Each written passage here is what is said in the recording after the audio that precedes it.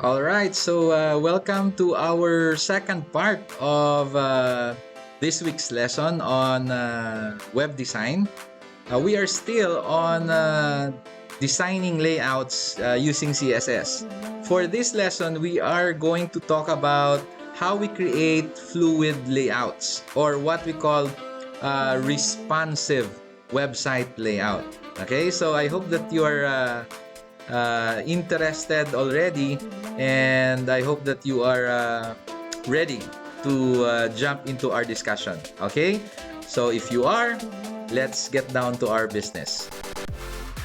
Welcome back to part 2 of our lesson for this week, lesson number 5, entitled Creating a Responsive Website Layout. Alright, for this lesson, we're going to come up with a fluid design.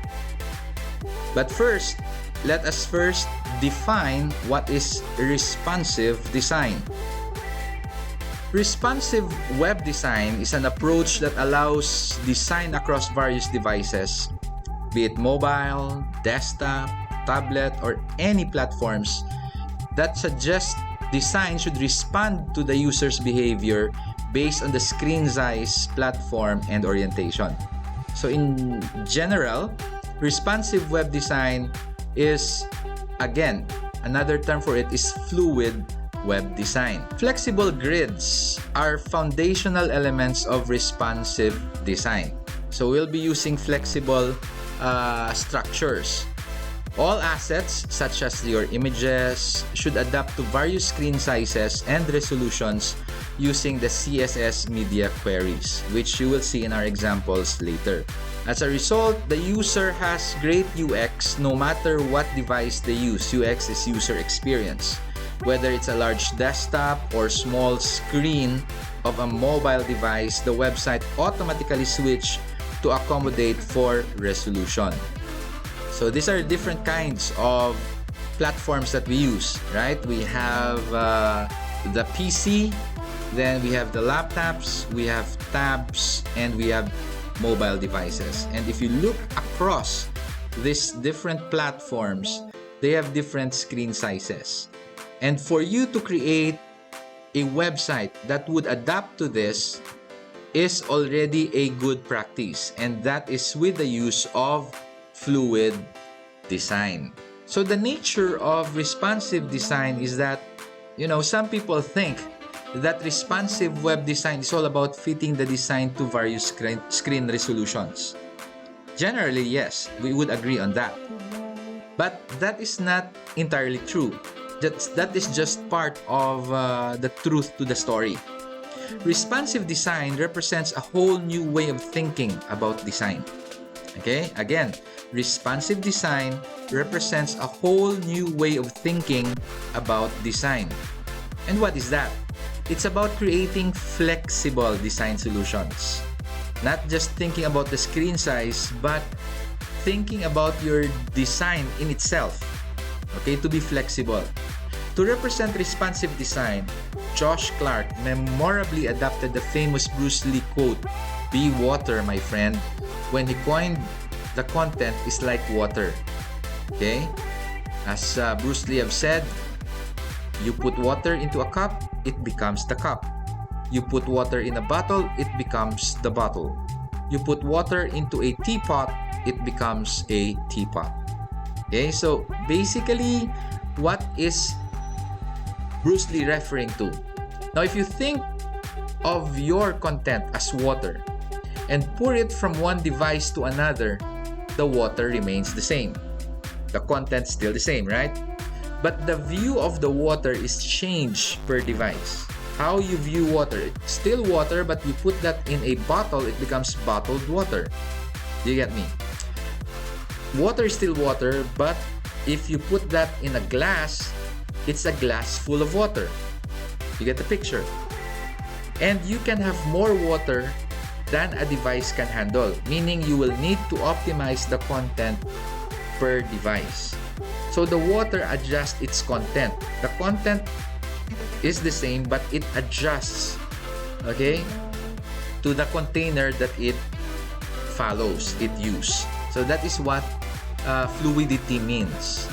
So it just goes beyond meeting the size of the screen, but it's a way of thinking of designing things that everything now, regardless of what platform the user will use, will be fluid. That is what responsive design is all about. Responsive design is based on the idea of quote and unquote flexible everything. Not only the layout, but the content itself should be aligned to the medium. So it would adjust, okay, accordingly to the design. So to begin with, let's start again with our basic structure. First, I want you to open Notepad and type the following lines of codes, like so. Okay? Hit that pause button and type this. Once you're done, save your work as responsivepage.html. Okay? Are you done? Oh, by the way, let me explain first the part of our document. So we have the title, then we will be linking it to responsive.css in a little while. For the body, we have created several divisions. We have the header, that's one division. We have the top nav, or we have the nav bars, second division. Then we have the row. This time, look at this, guys. This is different from the previous design that we did because we created a general container, but that general container is divided into two cuts, right? So in our earlier design, we did not have this. We jump right away to the left column and right column, right? Right. Now, why did we put this in a container? Because we will do something with this container as we go along with our design. Later, you will see that. So this container contains actually the other two parts, the left side and the right side. Okay, so again, the sizes of this will depend on your design. So it could be the left column will be smaller than the right column, or the left column will be bigger than the right column. It all depends on you. But both of these are placed in a container called the row. Then below the row is the footer, right? So it's still the same. If you look at the structure, they're all still the same. We have the header, the top nav, or the nav bars. We have the left container, right container, and we have the footer. Now, I want you to open responsive page contents, the one I gave you with this lesson. Okay, like this. So it has several parts. Okay, we have the header content, we have top nav content, we have the left column content, we have the right column content, and then below that there's the footer. Okay, so what are you going to do now? Let's go back. I want you to insert, go back to your HTML, and I want you to copy and paste the codes from the responsive contents into their respective places. So for the header, I want you to copy and paste number 1, the header content. Okay. Then for the top nav, I want you to copy and paste number 2, content. And then the left column, copy and paste number 3 here. Right column, copy and paste number 4 here. And for the footer, copy and paste here. Okay, so hit that pause button again and do our activity. Alright, so once you are done, this is what it will look like. Okay, so let me show it to you. So these are the contents of number 1 that you copy pasted. Here are the contents of number 2 that you copy pasted. It's a link. Okay, we have the contents of number 3 that you copy pasted. That's the left column contents. Then we have the right column contents, and last but not the least, we have the footer contents. Okay, save your work and then Alright, if you want to pause, you can do that. Review your work. Okay, after that, save your work and then open them in your browser. Okay, and this is what you will see. There we go. This is what you see. Same as mine here. Alright. Now, let's do your CSS. What we did so far is we created the contents. Now we make the adjustments in our CSS. Okay, to do that, let's open a blank notepad and I want you to type the following codes. Asterisk, box sizing, border box, body, font family Arial, padding 10px, background F1, F1, F1. Save your work as responsive.css. Then, reload your page. Okay, pause, type this, save. Are you done? Once you're done, reload your page, and this is what you will see. Ta-da! What did we do so far? Okay, I listed here what we did. For the font family, we set it to Arial. Right? So everything now is set to Arial. For the padding, we set it to 10. So you can actually see there's a space here. This is 10px for the padding. And for the background, this is the color, the entire thing. So that's what we did. Okay, for the for the body. Now let's adjust the header and the title. So go back to your CSS and then I want you to type these codes right below the body.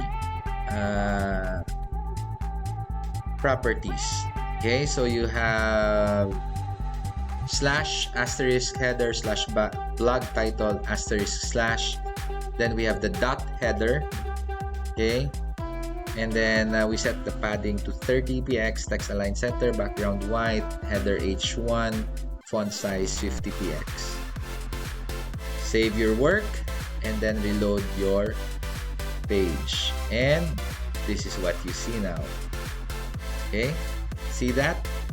So let's dissect each one. For the header, okay, we set the padding to 30px. So that's gonna be 30px top, 30px bottom, and then we align the center to text. Then we set the background color to white, and then for the header h1, we set the font to 50px. There you go. That's what we did. Okay. Again, I would like to reiterate, guys, it's all about imagination, how you would perceive your website to look like.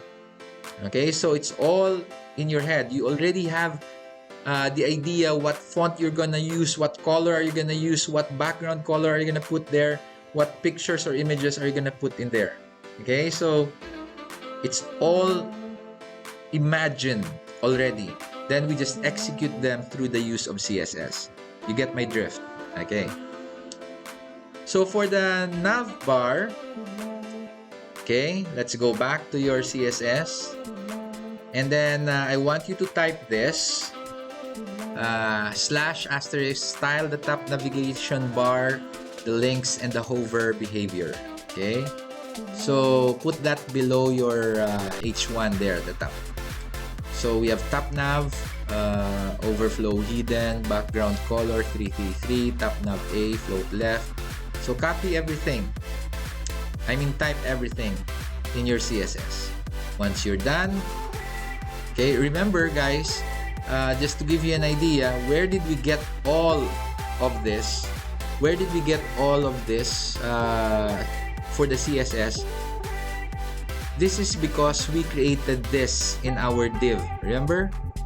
Okay, now I shortened everything now. In your div, we did not use, if you look closely, we did not use UL and LI anymore. See that? I went straight away with ahref. And then there's an inline CSS here, which is outside of this external. So what I did was, in this code, I created a link and then I added a style float right. Now this one, will be floated all the way to the right for a specific link. If you don't need this, then don't. You can erase this line. Okay. But what are we doing so far?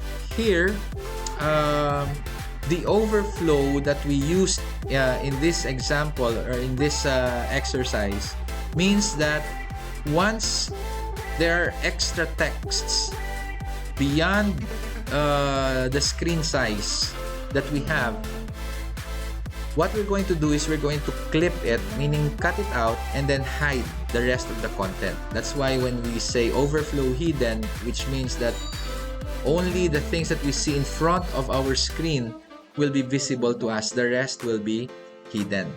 Okay? So what we did here is that top nav, this is top nav. This is the class. Okay? Top nav, this is the guy. What did we do? We set the overflow to hidden. Okay? And then top nav A, that's the A here. What do? We float it left, display black, set the color, align center. Later you will see that in our preview. Okay, text decoration none. And then for the hover, we set the background color. Set the font color to black and then set the background color to DDD. Alright, to better see your work, save it and then reload your page. And there's your top nav. Okay, let me explain each one. Overflow hidden, so anything that is beyond this screen will be hidden. We set the background color to black, 333. Okay, that's the color of your top nav. For the anchor, we float it to left. Okay, so there you see it's all on the left side. And then we set the display to block. And then we set the color to F2, F2, F2. That's, I think, white something. Then we set the alignment of the text to center within the container. And then we set the padding to 14px top and bottom, 16px left and right for all of the A. Okay, so each of these A's will have this property. Okay, they have a padding top, bottom, left, and right. Top, bottom, left, and right. Okay, so they're gonna have that property. And then text decoration, meaning remove the underline. And then once we hover it, okay, we set the background color to white. And then we reverse the color. We set the color of the font to black. Okay, so that's what we did. Now, we are done with the header. We are done with the menu or the nav. What we're going to do now is we're going to format our contents. We still have two things, I think, to do. Set the contents, left column and right column, and then we're gonna set the footer. So to do that, we will float again. The only way for our contents to move to the left or right is to float them. So go back to your CSS and type the following codes. Okay, so / create two unequal columns that float next to each other. Okay, and then we have the left column, float left with 75%. Right column, float left with 25%. And then color is F1, F1, F1, padding 20%. And here's the secret now, guys. How do we make responsive contents? Instead of using fixed width, we are using %. There you see. So for the width of the left column, it's 75% of the entire container. And the width of the right column is 25%. If we add 75 to 25%, this is 100% of your entire container. Now you might ask, left column is float left, and the right column, why is the right column also float left? Well, this is to make sure that it will always attach itself to your left column. So it's like putting this to the left and put that to the left as well. So it will attach itself to the previous float. Because if you put this on the right and your screen is bigger, there's gonna be a big blank space here. You get the picture. If this one is float right, it's gonna be on this side of your screen. So if assuming you have a big screen and your design is only very small, there's gonna be a big chasm or blank area here. So we float it left so that the first one will be floated to the left side, and then when we float this to the left, it will attach itself to the previous design that was floated left as well. You get the picture. Alright. So save your work, reload your page, and there you have it. Now don't worry about the color. I put the color specifically for this lesson. I included the color that myself so that you will see how big the 25% is, how big the 75% is. Okay, so this is the entire screen now. They are now, as you can see, they are now one beside each other. Again, look at the footer. It's still attaching itself to the last float. Remember our explanation earlier? Right. So, what did we do? We created the left column and we float it left with the width of 75%. So if you look at the green box, guys, this is the 75%. For the right column, okay, you look at the pink box there. The right column, we float it left, so it basically attach itself with the previous float. Then set the width to 25%. Okay. And I set the background to F1, F1. Actually, the background is supposed to be gray also, just like the size of the left column, or the color of the left column. Then we add a padding left of 20px. There you go. See the arrow? That's the padding of 20px. That's why it doesn't attach itself all the way to the right. Get the point? Okay. Now, let's format the fake images and the card effects. Go back to your CSS and type the following codes. Fake image, that fake image, okay, background color AAA with 100%, padding 20px, card effect for the articles, so the card, background color white, padding 20px, margin top 20px. Save your work and reload your page. There you have it. Okay, so let's explain. For the fake image, first you need to understand, guys, that we don't have any images for this activity. Okay, so it's a pretend thing. Let's pretend that we are using an image. That's why we have a fake image. Okay, let's just use the color shades to represent the images. But if you do not have, but if you have images, all right, then there's no need for the fake image. Use the image itself. You get me? Use the image itself instead of the fake image.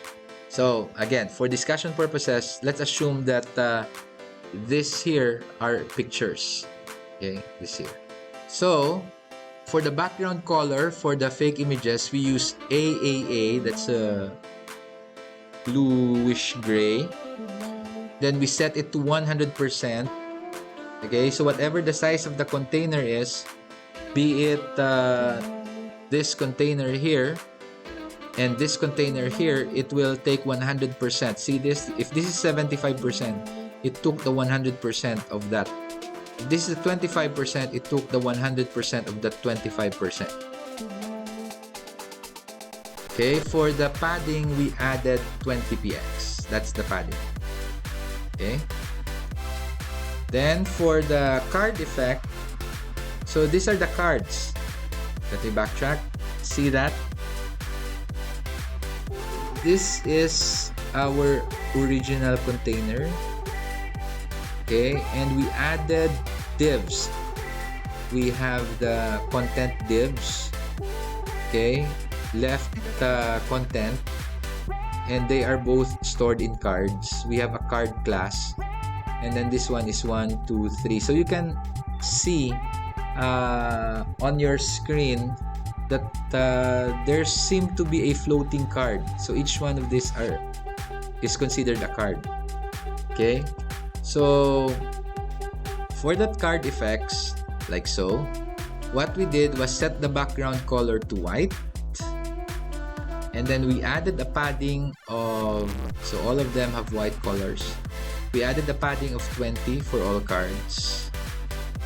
Okay, so they don't attach themselves to the margin, and then we set the top margin to 20px for all of them. Okay, so take note, these are all for the cards. This setting is all for the cards. Now for the footer, let's go back to our CSS, and then here's another thing that we did for the footer. We set a behavior. Okay, so we have row after, content, blank, display table. I will explain that in a little while. Clear both. Then for the footer, we added a padding of 20px, text align center, background DDD, margin top 20px. Save your work, reload your page, and there's your footer. Okay? Now, let me explain. Now, clear floats, the main purpose of clear float, okay, is to actually separate the footer from the row. So the entire design here that we see tells us that the colon after selector, okay, see this one here in our CSS, that row, colon after is a behavior. The colon after behavior or selector inserts something after the content of each element. So what we did was, remember, this entire green thing is the row. It's a container. What we did was we separate, we are telling CSS that after this container, see this entire thing in green? After this container, let's put a space, okay? Then after that, okay, the display table, we are going to tell that the entire design will behave like a table element. So since we call this as a row, and if we treat this as a table, what happens now? The table, remember our table lesson? We create rows, right? So once we tell this element here to display and behave like a table, everything now will be designed like a table row. So this one is the first row, the second one is the second row. So it's basically putting your row below, okay? And then clear both is to remove the floats from to prevent the footer from floating to the left, okay? So for the footer, we added 20px for the padding. So padding is somewhere here and here, and then we align the text to the center, set the background color to DDD like gray, and then we add a margin to the top of 20px. Okay, that's your footer. Okay, almost done. What we're going to do now is we're going to create the responsive layout. How do we do that? Well, simply add these codes. Okay? If the text is too long for you, you can if this text is too long, okay, you can start typing here at media screen. Okay? So at media screen, and well, we're talking about at media, what kind of medium are we going to flow our design? It is the screen. And then the max width is 800. Okay, the explanation above there says when the screen is less than 800px, make the two columns. Okay, so as long as it is bigger than 800, you will see an expanded design. But once the screen goes below 800px, what you're going to do now is you're going to stack the two columns. The left and the right columns, right, will be stacked, meaning they will be placed one on top of each other. How do we do that?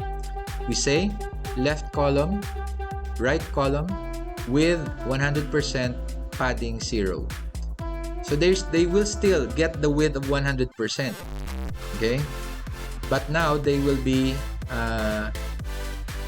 maintain the size of 100% each of their measurement, but they will be stacked on one on top of the other.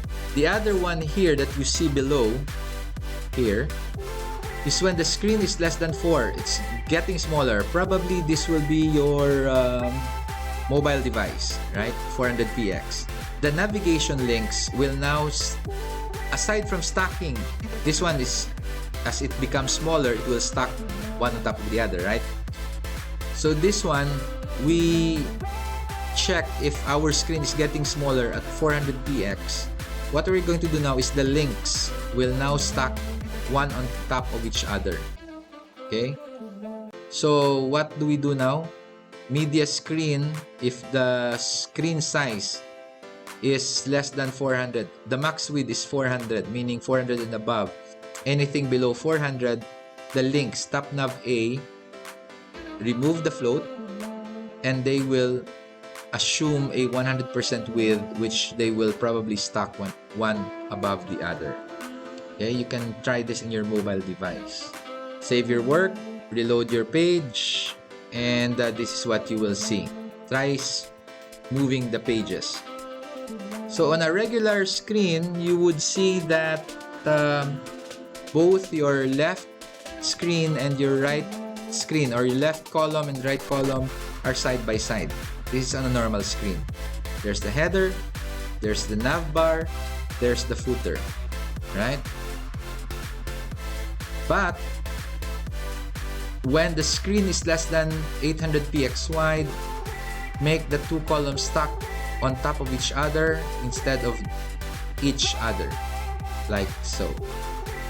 So now you see, guys, you see this?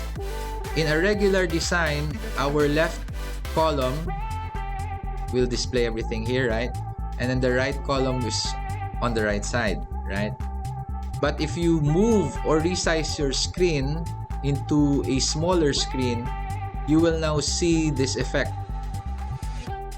So if the headings, this heading that you see actually is already the continuation. There's one there at the top, this heading here, it's at the top. But what I'm showing you is this heading, is this guy here. And then there's the content. See the contents, it's also moving. After the content is actually the right column now. So since this is getting smaller, the right column now will actually compress itself and move below the contents here. So see, it's moving one on top of the other. That is what this fluid design is all about. It adjusts right away. Okay, what you don't see here now is the mobile view, which you can try it out, because in the mobile view, the smaller your screen becomes, this links or this headers, or shall I say nav bars, will also be stacked one on top of each other. Okay, and so that's it. That's how we design responsive layouts. Okay, so that's our part 2 of lesson number 5. Well, there you have it, guys. Those are our lessons in creating web design layouts using CSS. I really hope that this perked up your interest in designing web pages. What I showed you are options on how you can come up with your own design, whether you want it into a fixed width, or you can design it in a fluid design style. The choice is yours. So at this point in time, I hope that this lesson ushered you into the world of web design, which will also drive you to learn more about HTML and CSS. So thank you for joining me in this lesson number 5 for this week, and I hope to see you again next time. So God bless, stay safe, I'll see you around, and enjoy learning.